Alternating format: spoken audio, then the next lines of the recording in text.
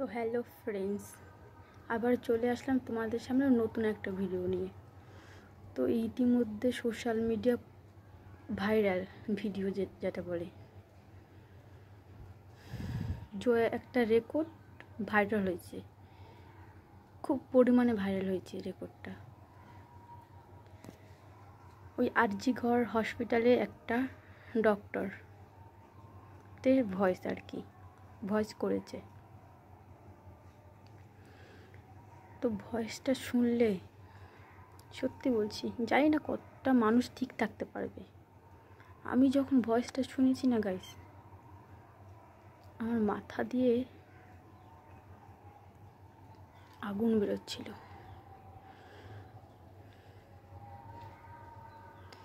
এই রাজ্যর দায়িত্ব নাকি একটা মেয়ের, একটা মহিলার, আর কি যে আমাদের মুখ্যমন্ত্রী মমতা বন্দ্যোপাধ্যায়, তাদের তো বয়ান শুনেছই তোমরা। কি বলেছিল যে ওই মেয়েটার নামে কিছু করে নিতে 10 লাখ টাকা দেওয়া হবে। আচ্ছা, উনি যে কথাটা বলেছে, উনি কি ভেবেচিন্তে বলেছিল? একটা মানুষের জীবন কি 10 লাখ টাকা? ডক্টর মৌমিতা দেবনাথ এসেছিল কি হাজার মানুষ বাঁচাতে, চিকিৎসা করতে। আজকে দেখো, হাজার মানুষ বাঁচাতে এসে আজ নিজের জীবনটাই চলে গেল। কেন হবে এগুলো? আমরা মেয়েরা কি স্বাধীনভাবে বাঁচতে পারবো না? কেন হবে এগুলো? আমরা এখন ঘরের থেকে বেরোতে আমাদের ভয় লাগছে। এগুলোর আমরা সুবিচার চাই। আজকে রাজ্যের দায়িত্ব যদি মহিলার থাকে, তো মহিলা আমাদের জন্য কি করেছে? একটা মেয়েদের জন্য কি করেছে? কি শুধু লক্ষ্মীর ভাণ্ডার? আমরা এরকম লক্ষ্মীর ভাণ্ডার চাই না। এই লক্ষ্মী ভাণ্ডার, এই কন্যাশ্রী, এই রূপশ্রী, এগুলো কিছুই চাই না। আমরা শুধু চাই স্বাধীনভাবে বাঁচতে।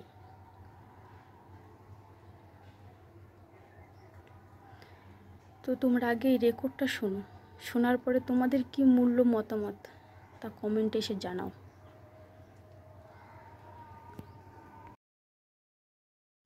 বন্ধুরা, এত কষ্ট হচ্ছে ভিতরে যে হসপিটালে বসে থাকতে পারছি না। আমাদের সব ডাক্তাররা সবাই খুব ডিস্টার্বড।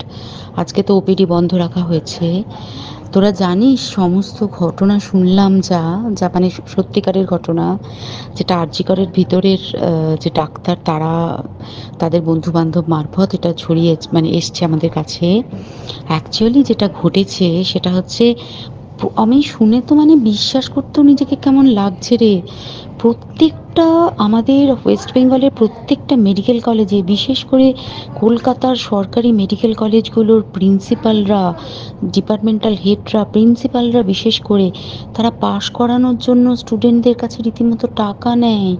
যেসব স্টুডেন্টরা, ইন্টার্নরা, পিজিটিরা যারা ভালো করে ক্লাস করে না বা থিসিস তারা জমা দেবে, পিজিতে তো থিসিস জমা দিতে হয়, তো যারা এমবিবিএস ফাইনাল পাস করবে না, সাপ্লি পাইয়ে দেবে, ইন্টার্নের কমপ্লিশন দেবে না, ইন্টার্ন হওয়ার পর কমপ্লিশন না দিলে তারা রেজিস্ট্রেশন নাম্বার পাবে না, এই সমস্ত ভয় দেখিয়ে টাকা পয়সা নেয়। সমস্ত জায়গাতেই এটা আছে। এর মধ্যে সব থেকে নিকৃষ্টের থেকেও নিকৃষ্টতম হচ্ছে সন্দীপ ঘোষ, প্রিন্সিপাল, যে তোর আমাদের কি বলে আরজি কর মেডিকেল কলেজে। সেখানে ভাব যে ওনার একটা বিশাল নেক্সাস ছিল, যাতে উনি বেশ কিছু ইন্টার্ন, হাউস স্টাফ এদেরকে দিয়ে ওই নেক্সাসটা চালাতেন।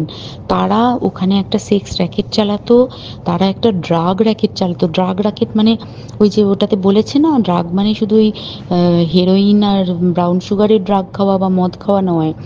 ড্রাগ মানে হচ্ছে যে কম দামি, কম টাকায় যে ওষুধ পাওয়া যায়, যে ওষুধ না জল ভগবান জানে, সেই ওষুধের মানে কোটি কোটি টাকায় যে টেন্ডার বেরোতো, সেই ওষুধ নিয়ে ওষুধ কোম্পানিগুলোর কাছ থেকে কোটি কোটি টাকা, সেই সমস্ত টাকার একটা বড় অংশ যেত পার্টি ফান্ডে। বুঝতেই পারছিস তাহলে।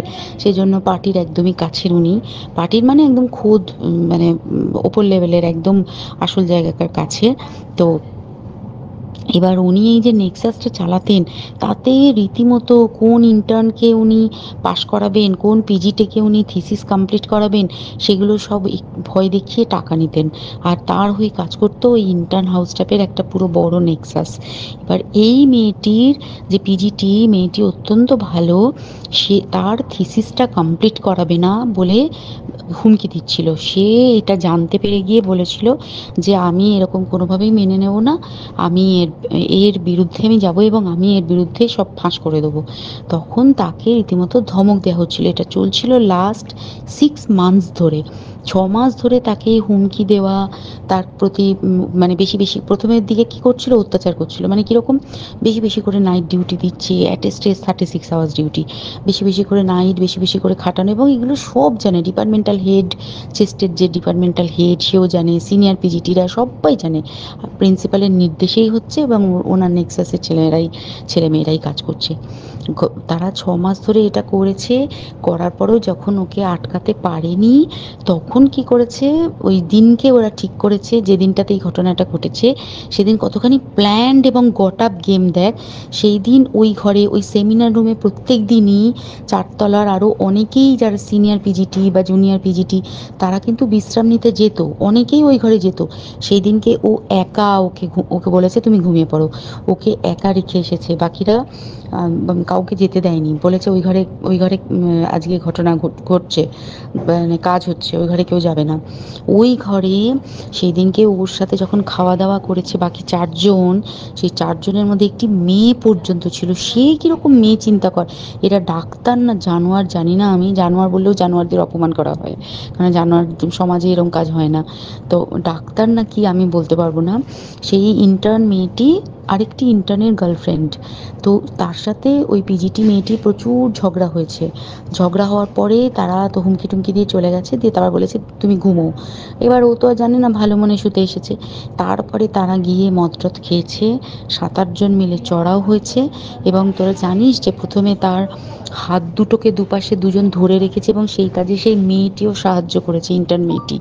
2 জন ওকে পা দুটোকে টেনে জরাসন্ধের মতো ছিঁড়ে ফেলেছে, মানে ছেঁড়ার মতো করে টেনেছে, যাতে পেলভিক বোন ভেঙেছে, কলার বোন ভেঙেছে। মানে কি বিপর্যস্ত, মানে বিধ্বস্ত, কি নৃশংস অত্যাচার করেছে। ওকে উল্টো দিক করে শুইয়েছে, পিঠের ওপর দিয়ে বুট পরে হেঁটে গেছে, মাথাটাকে এমন থেঁতলেছে যে মানে স্কাল ফাল রাপচার হয়েছে। এই সমস্ত করার পরে শ্বাসরোধ করে তাকে মেরেছে। মেরে তারপরে আরও যেটা আরও ভয়ঙ্কর, যে একটা মৃত মানুষকে মিনিমাম ডিগনিটি দিতে জানে না, তারা নিচে এসে দেখেছে ওই সঞ্জয় তখন বসে মদ খাচ্ছিল অন্য আরও গ্রুপ ডি স্টাফদের সাথে। সঞ্জয় ছেলেটা হচ্ছে তার কাটা সঞ্জয় বলতো ওরা, ওকে বলে ফল গাই। মানে ওর একটু ওইসব আলুর দোষ আছে, ও যত্রতত্র যখন তখন প্রস্টিটিউট এলাকায় যায়। এবার দেখেছে যে একে দিয়ে যদি একটা রেপ করিয়ে দিতে পারি, তাহলে ঘটনার মোড়টা অন্যদিকে ঘুরে যাবে। এইবার ওকে বলেছে যা, সেমিনার রুমে তোর জন্য রেখে এসেছি, যা তুই এবার গিয়ে কাজ করে দিয়ে আয়। ও এসে ওই ডেড বডিকে রেপ করেছে, যাতে তার ভ্যাজাইনাতে সিমেন্ট পাওয়া যায়। তো এবার এই হচ্ছে, প্লিজ আমি নাম করে ফেললাম সব কিছুই। কতজন আমি যে নামগুলো পাঠিয়েছি, এই সব ডাক্তাররা, এরা সব জড়িত জানিস। কিন্তু কেউ কোনো প্রমাণ নেই, প্রমাণ লোপাটের জন্য সেদিনকে ওই ইন্টার্ন এবং ডাক্তাররা যে ওইখানের যে বাথরুমটাতে হাত পা ধুয়েছে, রক্ত ধুয়েছে, সেইটাকে সাত তাড়াতাড়ি প্রমাণ লোপাটের জন্য ওই দেওয়ালকে ভেঙে দিয়ে, তার মানে ওই বাথরুমের জায়গাটাকেই ভাঙতে হচ্ছে ওদের। ওখানে নাকি ওরা রুম বানাবে, কালকে দেখেছিস তোরা খবরে। আর বেশি বলতে পারছি না, মানে তোরা তো সবাই প্রোটেস্ট করিস, আমরা তো আমাদের দিক থেকে করছি, কিন্তু কিছুই হবে না, এই পোড়া দেশে কিছুই হবার নেই, শুধু ভেতরে ভেতরে গুমড়ে গুমড়ে কষ্ট পাওয়া।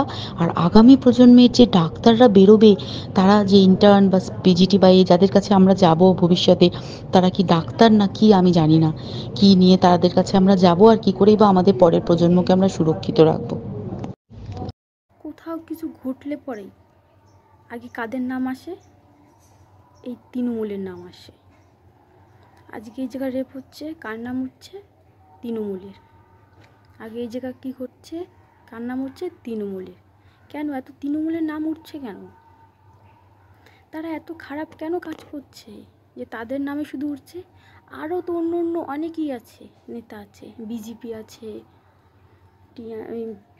আরও অনেক অনেক যেগুলো বলে আর কি, ওই তাদের নাম তো উঠছে না।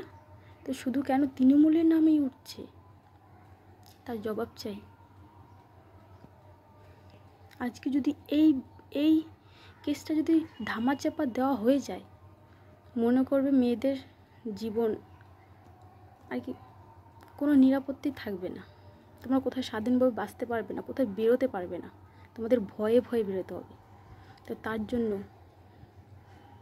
মেয়েরা জাগো, তোমরা জাগো। যারা বা যে করেছে এগুলো, যেই গর্তেই ঢুকে থাক না কেন, সেই গর্ত থেকে টেনে হিঁচড়ে তাকে বার করা হয়, আর তাকে যেন ফাঁসির দড়িতে ঝুলানো হয়, সেটাই দাবি করো সবাই। তো আজকের মতন এইটুকুনি ভিডিও। তো প্রচুর পরিমাণে ভিডিওটা শেয়ার করো। আর যদি ভালো লাগে ভিডিওটা, আমি যদি উচিত কথা বলে থাকি, তোমাদের যদি ভালো লাগে, তবে তোমরা চ্যানেলটাকে সাবস্ক্রাইব করে পাশে থেকো আরও এরকম ভিডিও পেতে।